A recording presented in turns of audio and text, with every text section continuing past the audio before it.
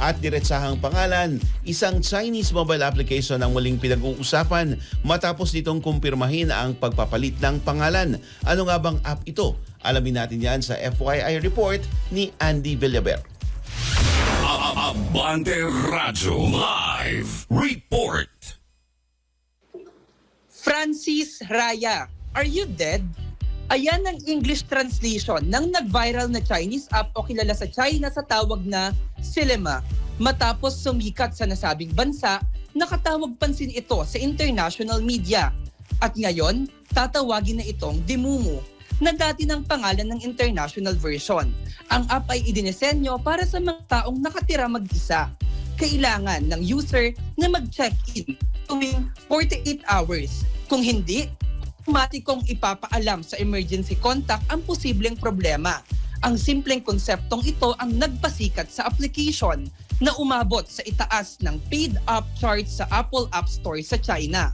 Ayon sa kumpanya, ang pagbabago ng pangalan ay para mas angkop sa global market at upang ipagpatuloy ang mission nitong safeguarding safety.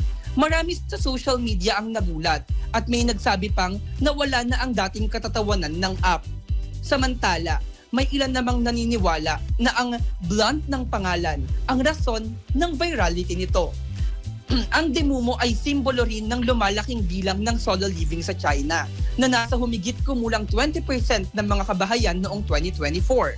Mula 15%, isang dekada na ang nakalipas.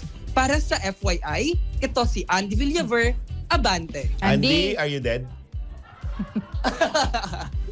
Hindi pa naman. Okay, buhay pa sa partner. Buhay na buhay, Francis. Kamusta Halika naman? dito. Halika dito, kukutusan kita. Are you dead mo kami, ha? Pero, kamusta naman yung reception sa pag-rebrand ng app na ito, Andy? Oo. Bali, nakatawag nga siya no, ng pansin doon sa international media app. Bali, mas pinaigi na nila yung pangalan nito na Dimumu na ang ibig sabihin na lang siguro ay tungkol sa lumalaking populasyon. Para kasing sinasabi nga dito sa isang article, blunt yung pangalan niya para sa mga Chinese no, na Silema, na ang ibig sabihin ay, are you dead? Kahit kanina naman siguro tanungin kung are you dead? Kahit sa inyo nga, no, parang iba yung epekto. Lalo na kung sa kamag-anak, no, na nakakabigla ito kung sa kamag-anak to biglang may mag-chat sa'yo na kamag-anak na are you dead? Or buhay pa ba ako? Parang ganon. Okay. Pero ang tanong namin, nasang lupalop ka ba ng mundo? Kasi hinihintay namin yung I Heart Vietnam na t-shirt. Saan ulit galing to? Sa Siargao. China to eh. Tapos Vietnam. biglang nag-Vietnam. Ito China. O, nasan ka Yes, ngayon? nasa China naman ako ngayon. Nasa China Ni hao, ngayon. ni hao na. Oo. Are you dead? Maraming Ni hao salamat pa. sa report, Andy. Pasalubong mo, ha? Balikan mo Nakalista kami. dito. Magkikita tayo sa Monday, magtuos tayo sa Lunes. Happy weekend sa'yo. Maraming salamat yan po ang report ni Andy Villaver. Salamat, Andy.